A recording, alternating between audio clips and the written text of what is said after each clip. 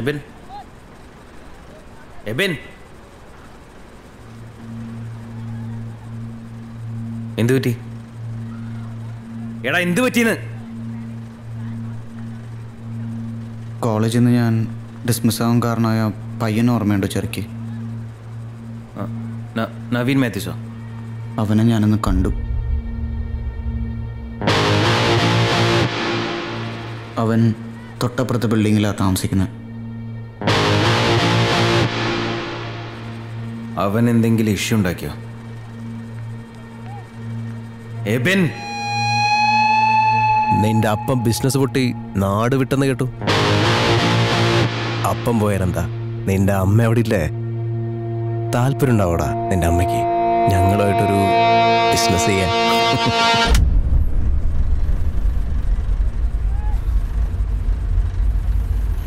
എന്നിട്ട് നീ എന്താ ചെയ്തേ? എടാ നീ എന്താ ചെയ്തത്? ഞാൻ ഒന്നും ചെയ്തില്ല. റോഡിൽ കിടന്ന് എപ്പോഴും അടി ഉണ്ടാക്കണ ഞാനല്ലേ? എപ്പോഴും ഇഷ്യൂസ് ഉണ്ടാക്കണ ഞാനല്ലേ? ഞാൻ അവനൊന്നും ചെയ്തില്ല, ഒന്നും ചെയ്തില്ല.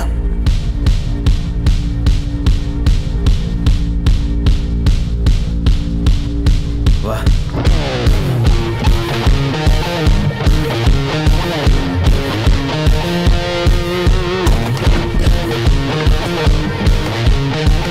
അമ്മയ്ക്ക് പറഞ്ഞവന്മാരെയൊന്നും വെറുതെ വിടാൻ പാടില്ല.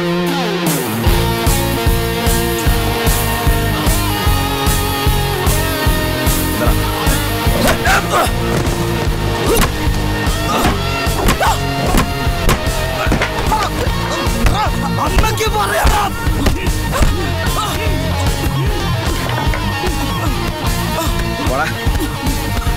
വാ,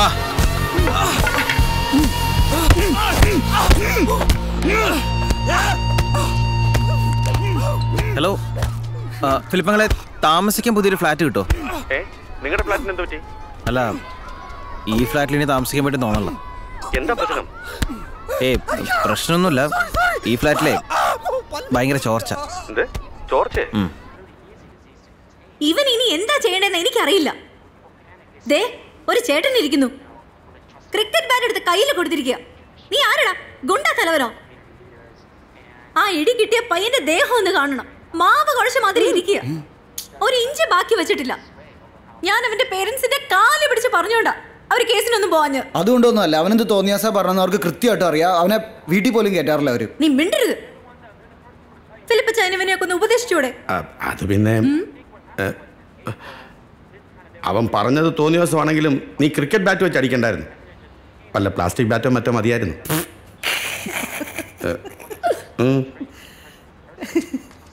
മാറി ഇറക്കാം. പറയാൻ പോയ എന്നെ പറയണം.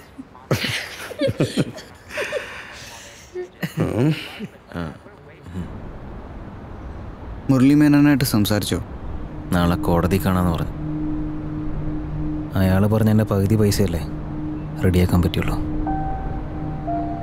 അതുകൊണ്ട് അമ്മയുടെ പേരിലുള്ള കേസ് മാത്രം റിലീസ് ചെയ്യാന്ന് പറഞ്ഞു.